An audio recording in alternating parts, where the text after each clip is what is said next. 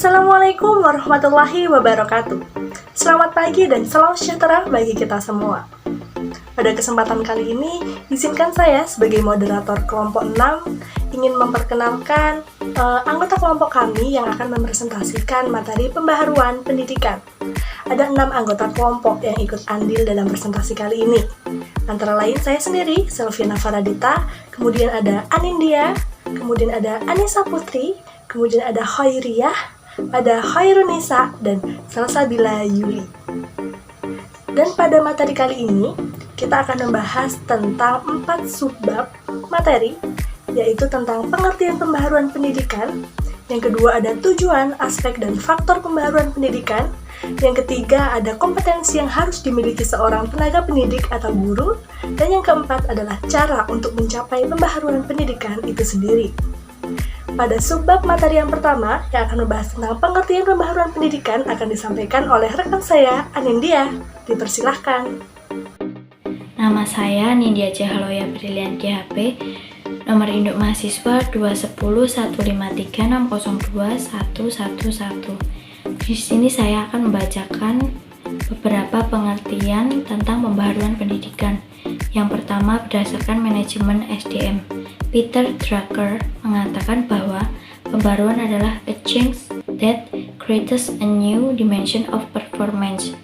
Pembaharuan adalah perubahan, ide, atau gagasan yang mendorong seseorang sebagai penggunaan dalam bekerja dan berkarya jauh lebih baik dari sebelumnya atau menghasilkan dimensi kinerja yang baru. Yang kedua, menurut Zainuddin 2015, pembaharuan di dalam pendidikan yaitu suatu perubahan yang baru dan sengaja diusahakan untuk mencapai tujuan tertentu dalam pendidikan.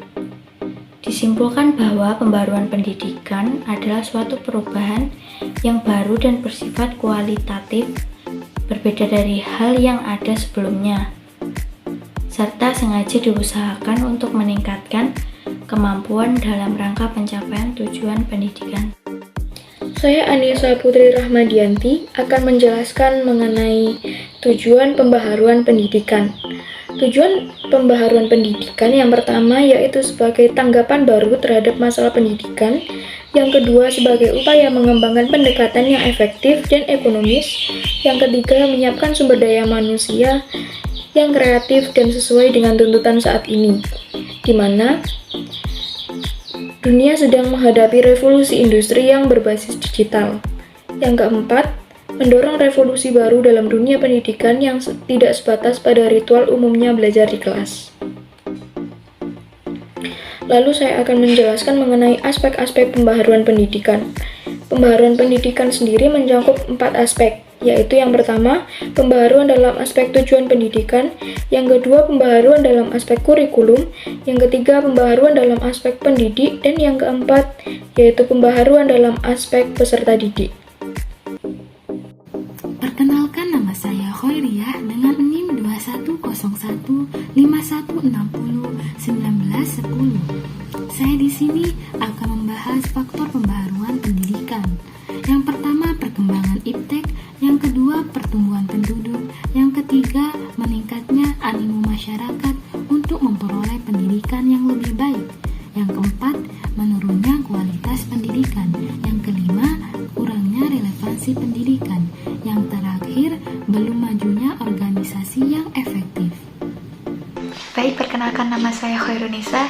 Saya akan menjelaskan terkait kompetensi-kompetensi yang harus dimiliki guru atau seorang pendidik.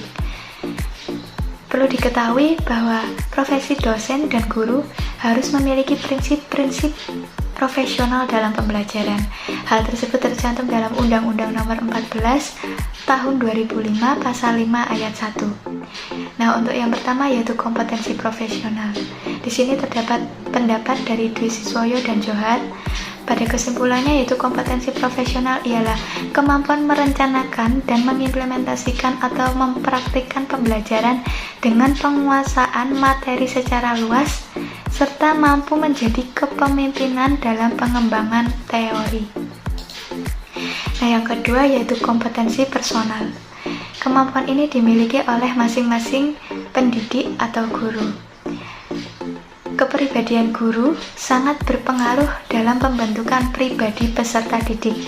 Oleh karena itu, untuk menjadi seorang pendidik harus mampu menunjang pembelajaran kepada peserta didik dalam kondisi yang kondusif. Nah, yang ketiga yaitu kompetensi sosial. Kompetensi ini kemampuan berinteraksi kepada peserta didik, sesama guru maupun masyarakat.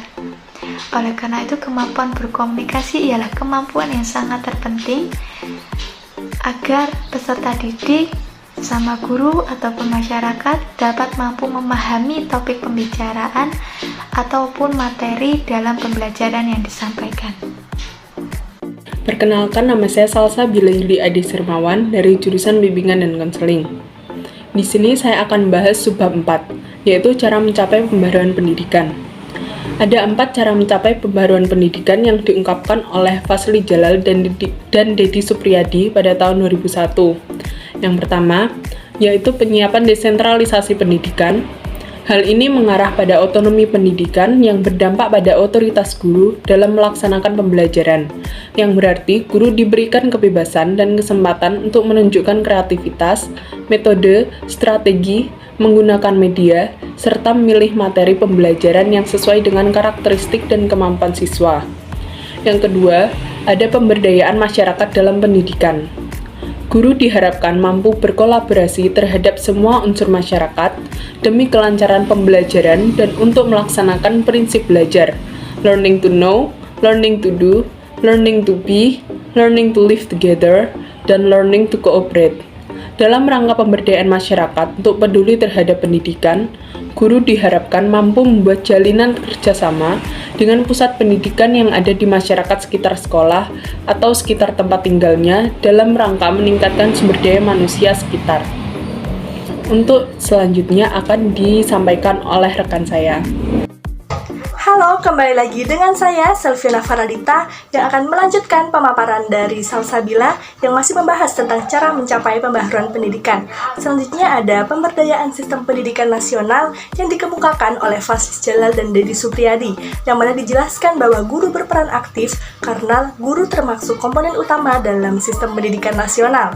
Guru diharapkan mampu, yang pertama harus menjabarkan kurikulum dalam satuan pembelajaran dan melaksanakan pembelajaran yang mengembangkan kemampuan jasmani, rohani, intelektual, emosi, dan moral. Yang kedua ada guru harus mampu mengembangkan media dan metode yang sesuai dengan tujuan pembelajaran. Yang ketiga, mampu melakukan evaluasi untuk mengetahui tercapainya tujuan pendidikan serta menganalisis faktor pendukung dan faktor penghambat.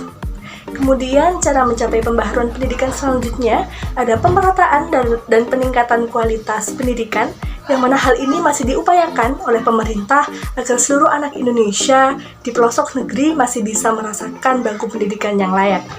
Selanjutnya ada memperluas pelayanan pendidikan, kemudian ada meningkatkan keserasian pendidikan dengan pembangunan, dan selanjutnya ada meningkatkan keefektifan dan efisiensi dalam sistem penyajian, dan yang terakhir ada melancarkan sistem informasi dan kebijakan. Sekian presentasi dari kelompok 6, jika ada kurang lebihnya kami mohon maaf yang sebesar-besarnya. Terima kasih atas perhatiannya. Wassalamualaikum warahmatullahi wabarakatuh.